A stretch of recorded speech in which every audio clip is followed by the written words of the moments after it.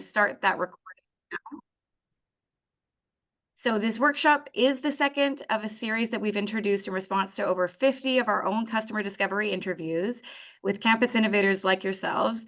This is a part of the Social Innovation Initiative under the UM Ventures, and the VPRO. So as an innovator, if you'd like to share your own perspectives about resources that would help you directly in your social innovation journey on campus, please reach out to me directly. Today we have Glen Hellman. Thank you, Glen, for joining us. Glen will be speaking to us all about his vast experience in the technology industry. He's done everything from a bag-carrying sales manager to CRO, CEO, COO, and board member since 1978, before most of us even knew there was a tech industry. He has over a decade of experience in private equity as a turnaround CEO and an additional 15 years of experience as an executive coach. I will also note that his billing hours are much higher than you would expect. And so please do hold your questions so that you can get those addressed related to your specific project. We are so fortunate to have his contribution to our UMD community, both as an I-Corps instructor and faculty in the School of Engineering. So without further ado, Glen, I'm going to pass it over to you. Well, thank you. Okay. I don't have to introduce myself. You did a great job. So we're going to go right into the slides. And here we're off. So what we're going to talk about today is, what are you doing? What are you trying to bring to market? How are you trying to help people? And does anybody care? Or are you tilting at windmills? So let's just start with, you've invented the absolute best revolutionary windmill. It works in low wind. It produces a lot of electricity. It's incredible. And what you need to determine is, who cares about that? Because there are some people who don't care, and there's different degrees of caring. How much do they care? You need to determine, and everybody who's got an idea, everybody who's part of a company, sometimes we look at our companies as if it's our baby. And if you ask any parent, nobody has an ugly baby. Everybody's baby is beautiful. But one of the things we need to ask ourselves when we're putting energy, time, and money into a business is it truly a beautiful baby? Or are you looking at your baby through rose-colored glasses? How do you do that? One thing is, you have to ask, is it a priority? Does this person prioritize it? Maybe they need it, but do they prioritize it? Different people in different roles, different stakeholders have different needs. And those also vary by the segments that those people are in. Different types of clients make decisions in different ways. Schools have different education. There's different decision-making, different priorities. And even within education, there's public, private, K through 12, university. Everything is different. So what you must start hypothesizing is, what is my best target market? So for instance, the iPhone's original target market was, they identified who is our ideal customer prospect, their ICP. And it was people ages 18 through 35, technophiles, and affluent. That was who they were targeting. So when you do that, knowing who that is, we need to then understand, how would they use this phone? And they don't have an iPhone yet in 2007, but the functions that the iPhone performs, those are being done already. So we need to understand the job to be done. And it is, they wanted to communicate, make phone calls. They wanted to be able to do email, maybe not on the phone, and they browse the web. So maybe they didn't do it on the phone, but these were the jobs they were doing. And then we need to understand, how do they quantify what's important to them? Well, how do they make their decision? Is it flexible? Is there a coolness factor for that segment, that ICP? That was the case. We have to look at what the needs are. And we have to undesign the product specifically for that segment's needs. So we need to identify who is our best target, and we need to segment them. We need to understand there are three basic types of possible customers. There's B2B to C, business to consumer.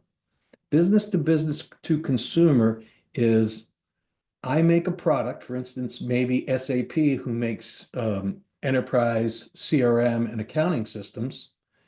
They sell it to GE or GM as a consumer. GM uses that product in their operation versus a B2BI. If you make brakes, somebody who makes brakes, there are no consumers who want to buy brakes, but GM buys brakes, incorporates into their cars, and sells it. That's a B2BI. And then, of course, there's B2C. You also have to segment by industry. So my brakes can be used in cars, maybe motorcycles, maybe airplanes. So what is the industry? You need to understand the size, the geography, and the demographics. Segment your customer base. What is a segment? Let's look at how QuickBooks did it. So QuickBooks, their total addressable market, everybody they could possibly sell to, it was anybody in the world. Consumers can use it, businesses can use it, small, big, governments, anybody in the world can use this accounting software. So let's say they decided just to do business, any business in the world. Let's say they decided only small to medium-sized businesses. And they started in the US. The reason they started in the US and not every possible business is the US has particular needs, tax rules, accounting rules. And therefore, and we work on the dollar. We have different banking rules. So if they tried to satisfy the need of everybody, there would be so much feature creep that they wouldn't have a strong enough, compelling product unless they had billions and billions of dollars to create that product.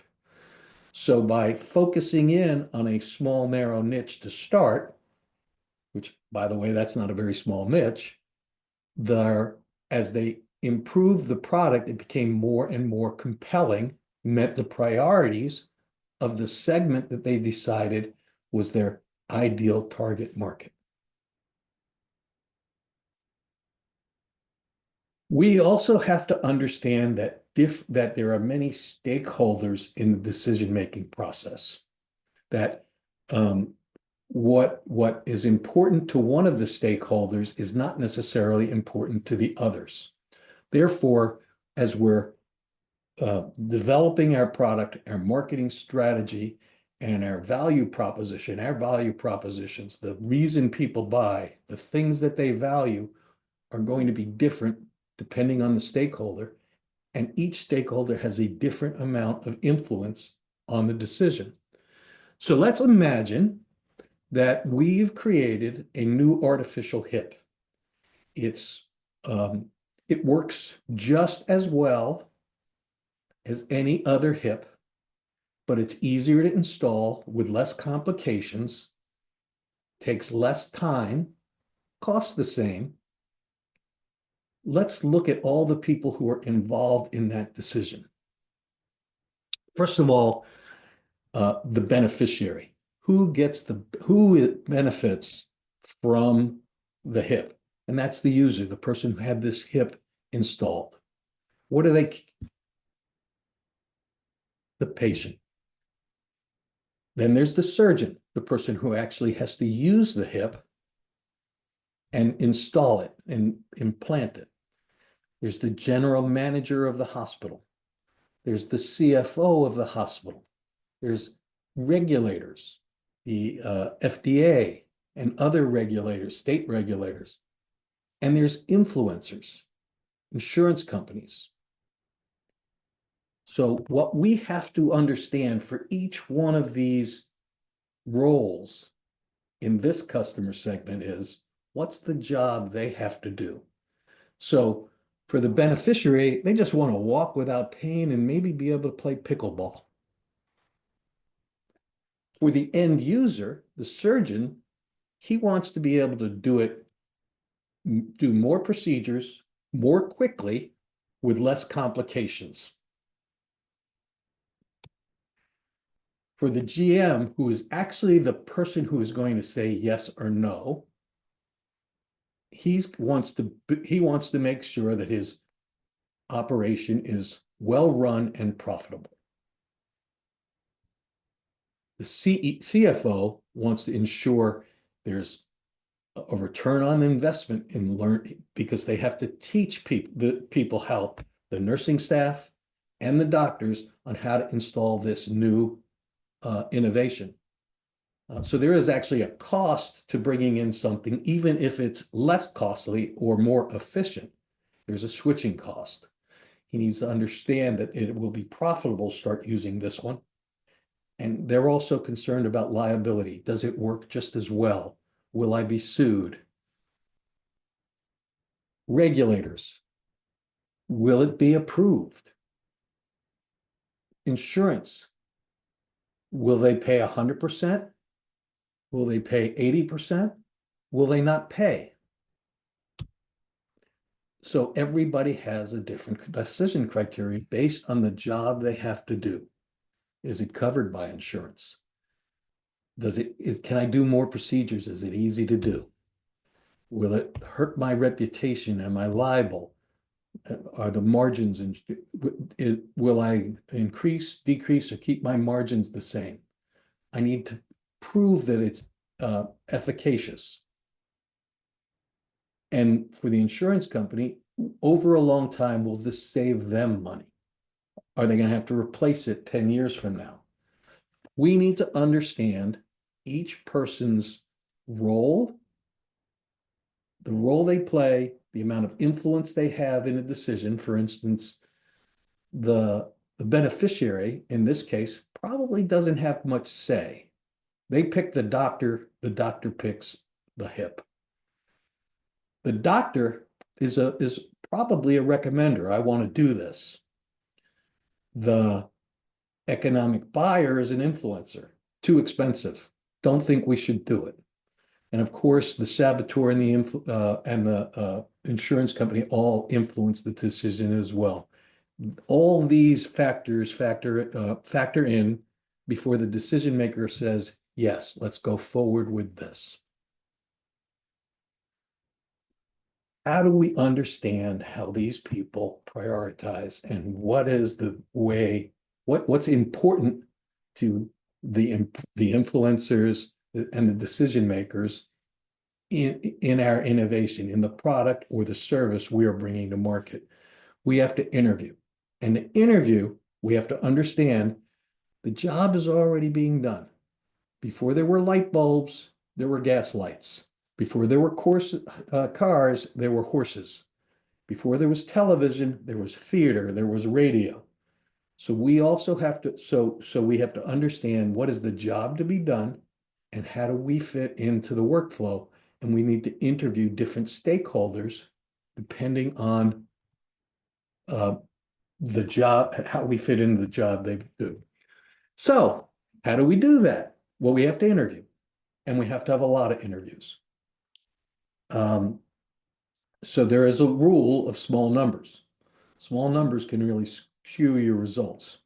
If you look at Republican counties, they have the lowest rate of cancer. If you look at Republican counties, they have the highest rates of cancer. Why? Because they're more rural, they're less populated, and therefore small numbers of cancer patients, or the lack thereof, skew the numbers. We need to have a large amount of numbers to validate the data that we're collecting, and we need to collect it in interviews. And the things we need to ask for are satisfaction levels with the current way their job is being done, their job to be done, and the priority of improving it. So, as an example, that windmill we started with, it's new, it generates electricity very efficiently, cheaper electricity, pays for itself over time, has a 1-year payback. Do you think the people in this house are going to prioritize a windmill? Or maybe they'd want to buy windows first. On the other hand, how about the folks in this room? How would they prioritize the use of this? I'll give you one good example. If I asked anybody in the audience, and you can put this in the chat, put your number in the chat, on a scale of 1 to 5, 5 being most important thing medically, 1 being don't care. What is the priority in 2021 of finding a cure for COVID? Go ahead, go in the chat and put the numbers in. 5, 5, 5. Okay. What do you think the satisfaction level, 1 to 5, of the cure for COVID in 2021 was? There was none. It was a 1. I'm sure all of you would give me a 1. Now let's look at 2022. How satisfied are you with a cure for COVID? Put in the numbers. Is there a cure for COVID? Okay, what is your priority? Even though there is no cure, a cure was number 1 in 2021. Actually, this should be 2024. But in 2024, without a cure, the priority is much lower. There are other things more deadly, more important, the treatments we have. So understanding priority, yes, I'm not satisfied with the cure. I'd really like to never get COVID again, but COVID is trivial compared to what it was 4 years ago. Finally, we need to have a hypothesis of a beachhead. When the Allies decided to take Europe back from the Nazi Germans, why didn't they attack everywhere? Why didn't they take their forces and spread them across and attack everywhere? Why did they pick a beachhead, a narrow beachhead, and force themselves in and start with just one place and then go out from there? Markets act the same way. We need to think of our market not as a total addressable market. Everybody who can possibly benefit from what we do is the total addressable market. We need to look at that market as if it's the 10 pins in a bowling alley. And when you throw a bowling ball, you don't throw it at the 10 pins. You throw it at the first pin with just enough force and hit it in just the right direction so it takes out the adjacent pins, which take out the adjacent pins. Going to market works the same way. We need to understand and develop criteria of what's our beachhead, what's that first pin. And so what makes a good beachhead market? One of my favorite jokes is I worked for a chairman of the board once in a turnaround, and he was a fun guy. He was great to go out and have beers with, but he was the toughest man I ever worked for. And somebody who had experience with him once said, "How do you like working for Alex?" And my answer was, it was like a day at the beach, Normandy Beach. I would rather be on the Côte d'Azur than Normandy during the war. I don't want to play another Saving Private Ryan. I'd rather be a beach bum. To target your beachhead, we need to interview and find out, does the customer have a compelling reason, a need to buy? Most important thing. Are they satisfied with the way they do their current job? And some of the questions we need to ask are, how bureaucratic are they when they make decisions? Do they make decisions quickly? Do they have money? Is there virility in the market? So when Facebook went to market, whether they did this intentionally or not, they first went to a highly prestigious university. I mean, not as prestigious as Maryland, where I went, and you probably are from, but you know, almost Maryland. They went to Harvard.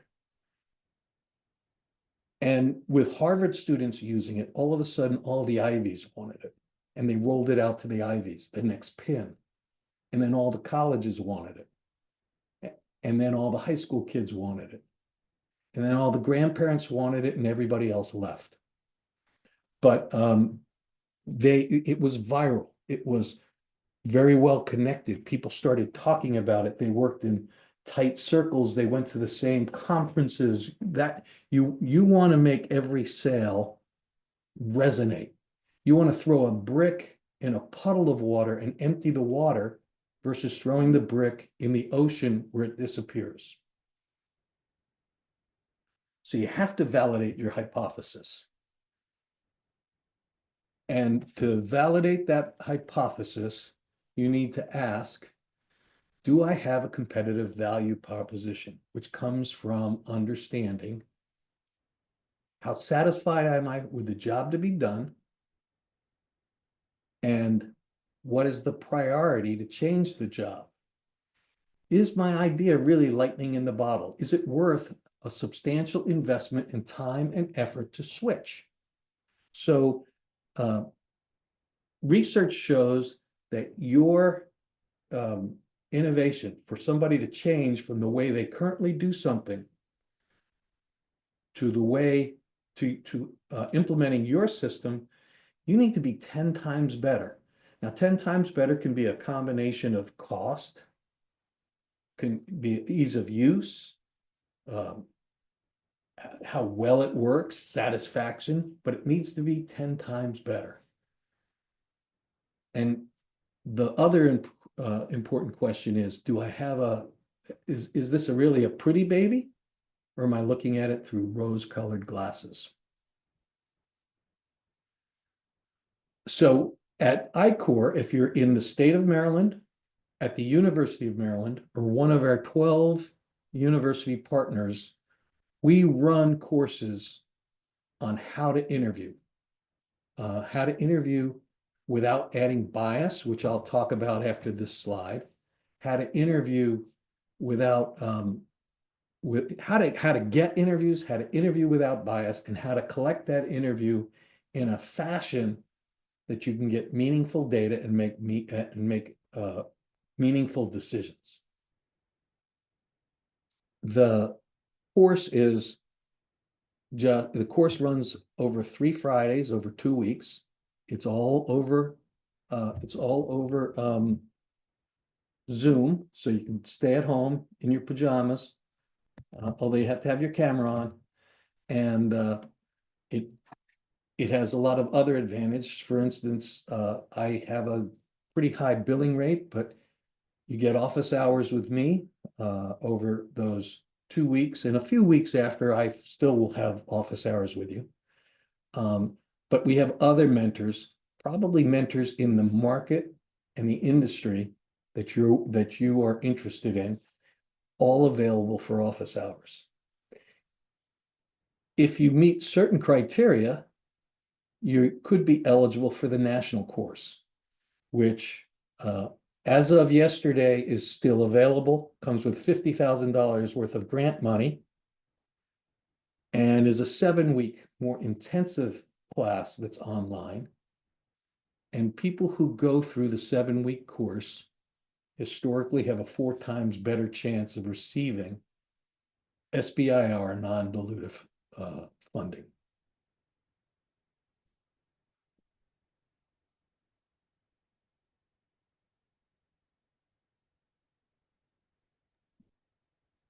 So some things about interviewing, by the way.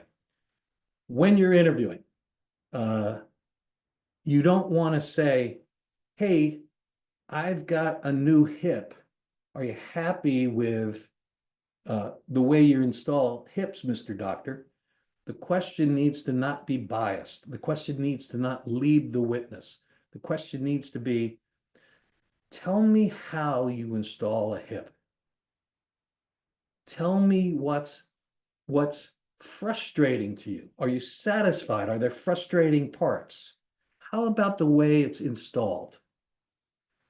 And then when you rate the installation on a scale of 1 to 5, how satisfied are you with it? And they say 1, or they say 2, or they say 5. 5's not a good answer.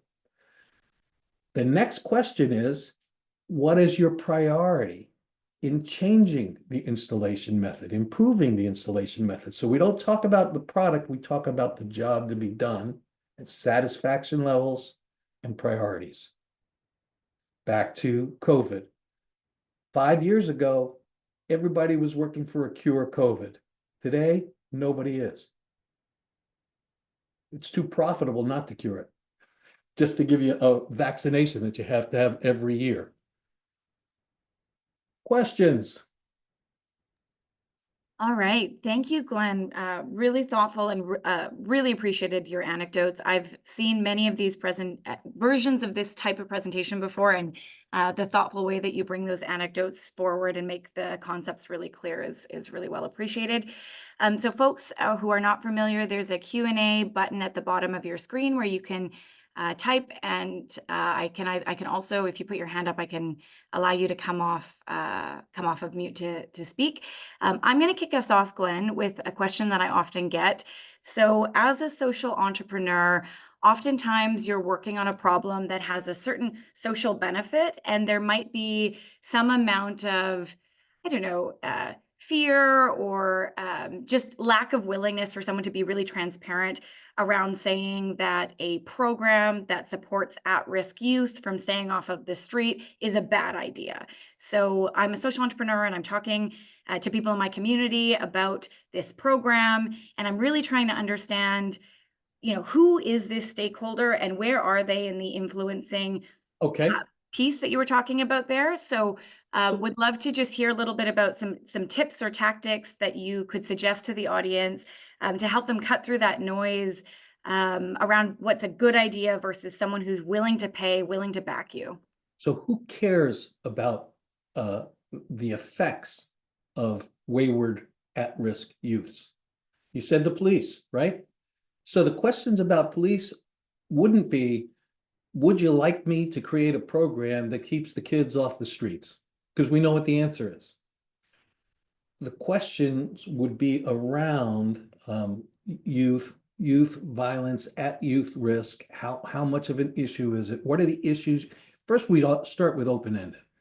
And we'd hope they'd say, one of the causes of a lot of our crime is youth who are not in school, who have no jobs, who are unemployed. We'd want not to direct them to that. We'd want to hear them say that. But they're going to say, our biggest problem is drugs. Okay. How is that a problem? Who does it affect? What causes it? Is it a youth problem? If, why? So we'd want to ask questions around it. We'd want to know what the priority is. If you could find other ways to keep these kids engaged, what would be the priority of fixing that? But we'd want to know that it was, first of all, they weren't satisfied with how do you keep the kids off the streets? How do you keep them off drugs? What do you do so they're not selling drugs? What are the things in place and how satisfied are you with them? Wonderful, thank you. And any tips on ways to kind of probe at who might be a payer, if that person has access to a budget or if they're a decision maker? So I'm going to give you a real convoluted story. I worked with um, a client who had a product. So on the aircraft carriers, on U.S. Navy aircraft carriers, there are no railings around that runway. And falling off it's a 10-story building into the water. And the aircraft carriers don't turn around very quickly to come back and get you if you survived. So one of my clients had a device that when you are required to have a life vest when you're on deck. They had a product that would go in the life vest and identify there was a person in the water and here's where they are, geolocate them so that you could pick them up quickly. Now, 15 years ago, if you fell in the water, you had a maybe 10% chance of surviving and being found. Today, it's like 80%.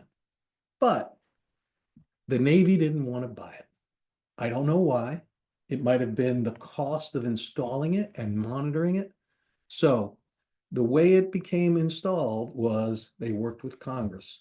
And every time somebody in a congressional district died, a lobbyist called on the congressman and explained that they could have been saved.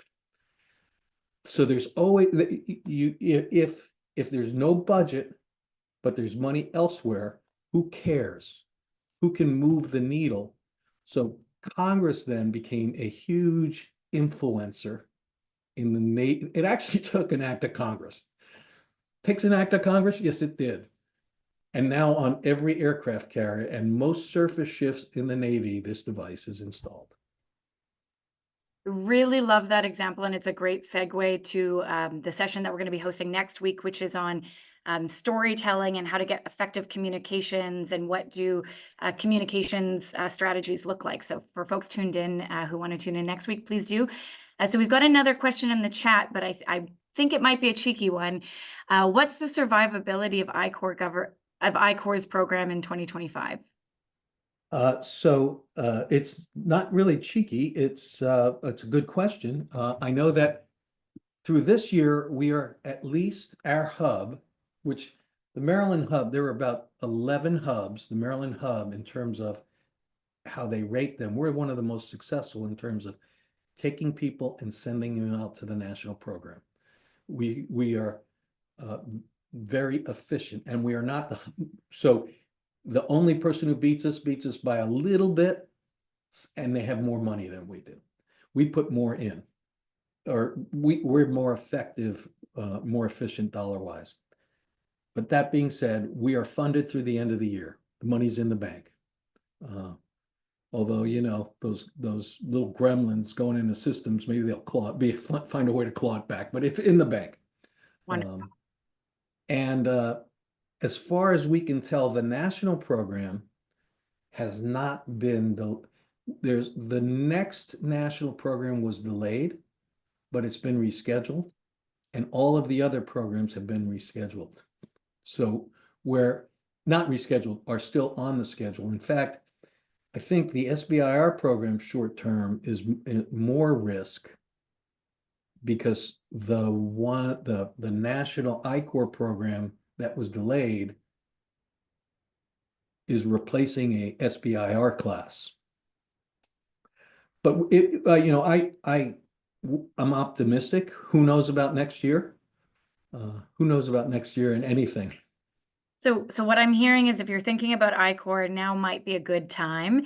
And we will be offering if there's enough folks interested in a social impact focused I-Corps, we'd love to work together to put something. We could do that. We have done purpose-driven, niche-based. So like CMU right now is getting ready for an April AI robotics cohort.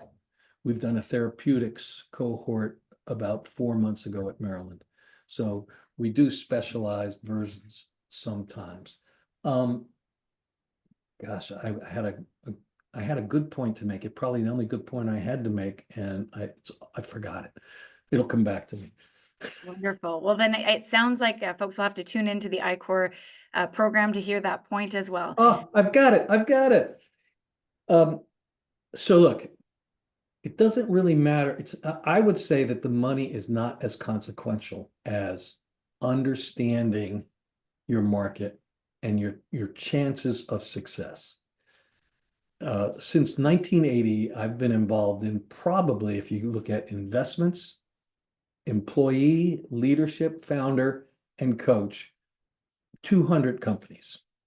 I will say that most that fail, and all that I was brought in as a turnaround executive, except for one, were not really understanding your customer, your market, and where do you go first. So the skills that you learn are skills that are reusable for everything you do. So if you find out this is not the right thing, it's like learning to play a piano. You don't have, you can learn how to play a piano and you can take it over and play an organ. You can learn how to play an acoustic guitar and you can take it over to an electric. You can use those skills, that knowledge, that muscle memory of how to interview, how to analyze data in any business or social business that you decide to embark on. Appreciate that, Glenn. So I'm going to end the recording here, but